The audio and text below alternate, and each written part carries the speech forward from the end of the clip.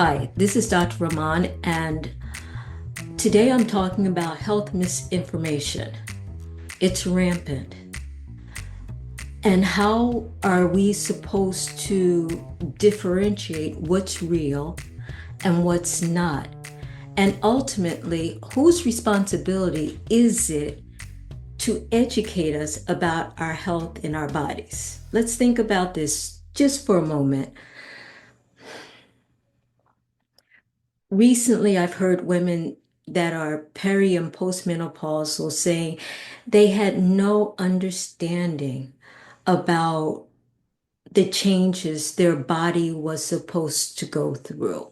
No one had told them that this was going to happen.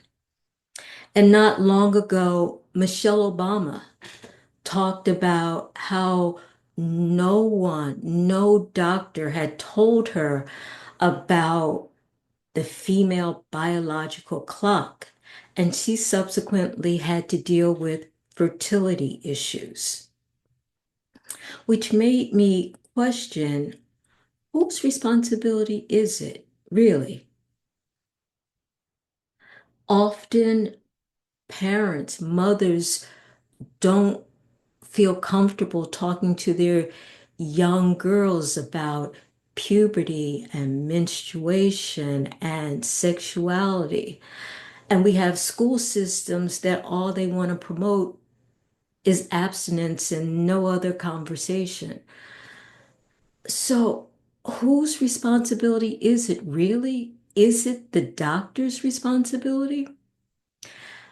In this healthcare system where a person's given a 10 to 15-minute office visit and insurances prioritize surgical procedures over education, how could it be realistic to expect that your doctor has the opportunity or the inclination to educate you about changes that may or may not be happening to your body? Is it a realistic expectation with our current system?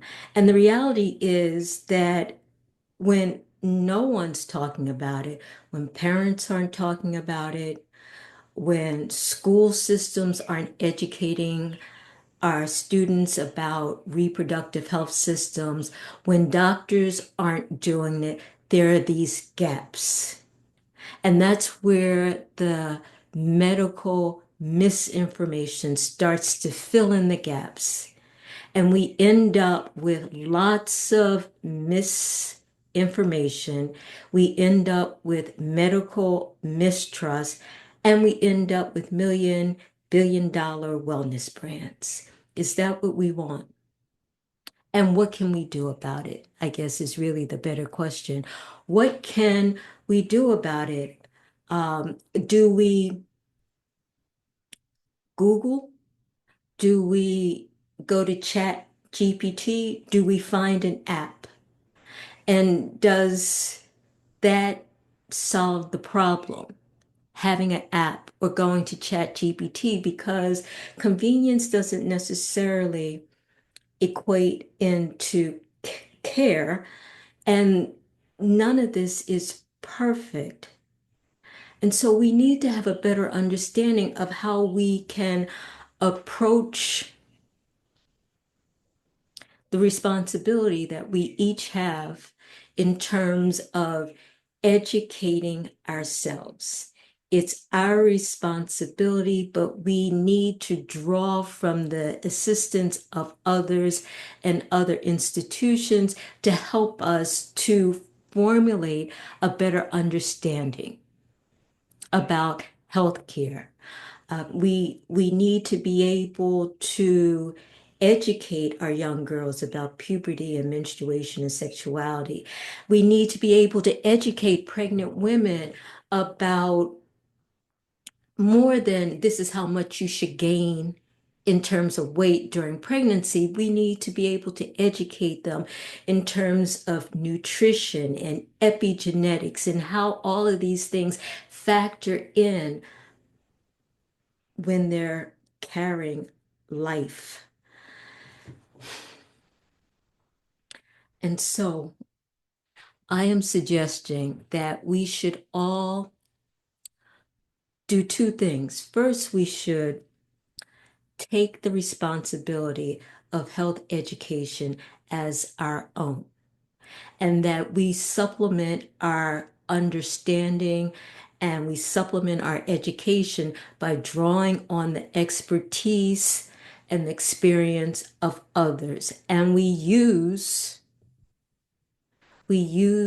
AI and ChatGPT not as a place where we get answers, but a place where we start to formulate an understanding so that we know the questions that we should ask when we go to the healthcare provider. The Surgeon General has recognized that medical misinformation is rampant. Other professional societies like the American College of OBGYN recognizes that misinformation, particularly for women and reproductive health issues, is rampant. We all are dedicated to correcting this problem. But women in general, we should understand that we can't necessarily believe everything that we see online. We don't necessarily need to believe everything that comes from ChatGPT, because particularly for Black women, we may not be well represented.